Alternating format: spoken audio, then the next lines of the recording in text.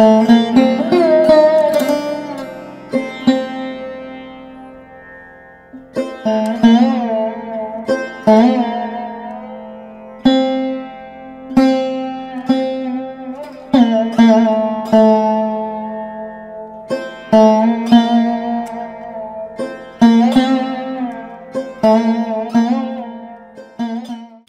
वालेकुम। आपका होस्ट शेख मोहम्मद अली दोबारा हाजिर है आपकी खिदमत में। आइए आपको एक इंटरेस्टिंग पैराडॉक्स सुनाता हूँ। सुकरात ने जब जहर का प्याला पिया तो एथेंस के हुक्मरानों ने सुख का सांस लिया कि उनके नौजवानों को गुमराह करने वाला जहन्नम रसीद हुआ। यूनान की अशराफिया जीत गई, सुकरात की दानिश हार गई, वक्त गुजरता गया। स्कॉटलैंड की जंग आज़ादी लड़ने वाले दिलावर विलियम वॉलेस को जब इंग्लैंड के बादशाह एडवर्ड अव्वल ने गिरफ्तार किया तो उस पर गद्दारी का मुकदमा कायम किया गया। उसे बरहना करके घोड़ों के सिमों के साथ बांधकर लंदन की गलियों में घसीटा गया और फिर नाकाबिले बयान तशद्दुद के बाद उसे फांसी देकर लाश के टुकड़े टुकड़े कर दिए। उस वक्त का बादशाह जीत गया, विलियम वॉलेस हार गया, वक्त गुजरता गया। गलीलियो ने साबित किया कि ज़मीन और दीगर सैयारे सूरज के गिर्द घूमते हैं, तो ये कैथोलिक अकायद की खिलाफ वर्जी थी। चर्च ने गलीलियो पर कुफ्र का फतवा लगाया और उसे गैर मुय्यना मुद्दत तक के लिए कैद की सज़ा सुना दी गई। ये सज़ा 1633 में सुनाई गई। गलीलियो अपने घर में ही कैद रहा और 1682 में वहीं उसकी वफात हो गई। पादरी जीत गए, साइंस हार गई, वक्त गुजरता रहा।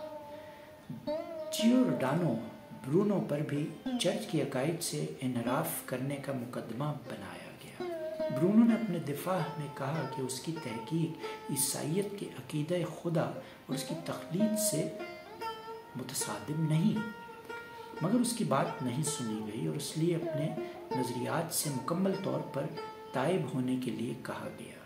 ब्रूनो ने इनकार कर दिया। पोप ने ब्रूनो को काफिर करार दे दिया।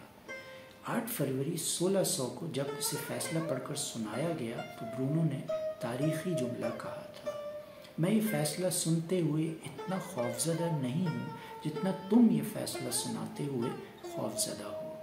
ब्रूनो की ज़बान काट दी गई और उसे जिंदा जला दिया गया। पोप जीत गया, ब्रूनो हार गया और यूं वक्त गुजरता रहा।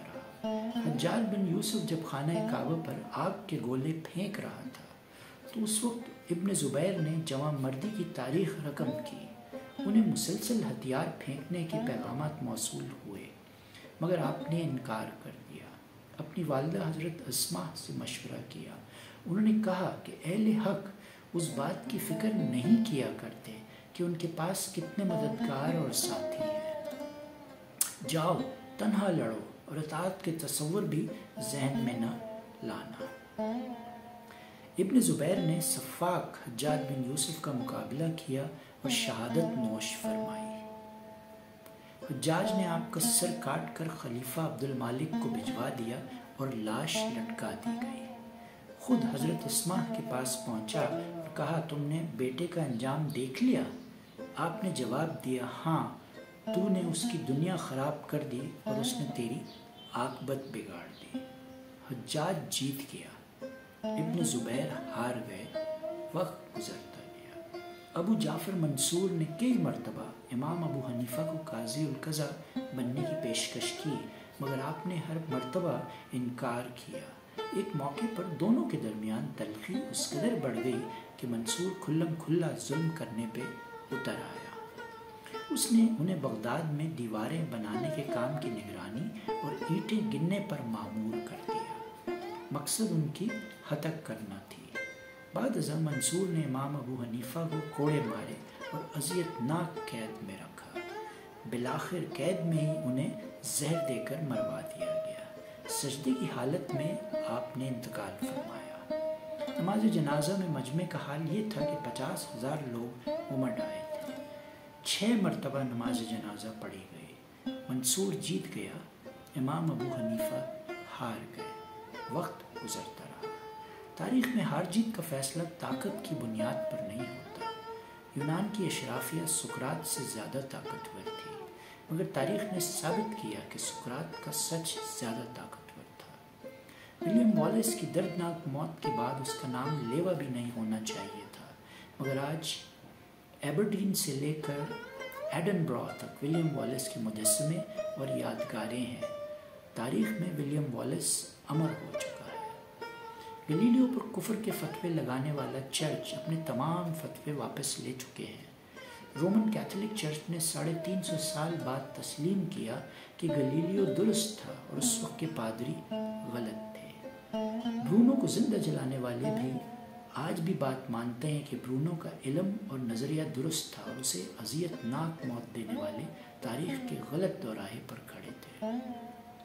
تاریخ میں حجاج بن یوسف کو آج ایک ظالم اور جابر حکمران کے طور پر یاد کیا جاتا ہے، جس کی گردن پر ہزاروں بے گناہ مسلمانوں کا خون ہے، جبکہ حضرت عبداللہ ابن زبیر شجاعت اور دلیری کا استعارہ ہے۔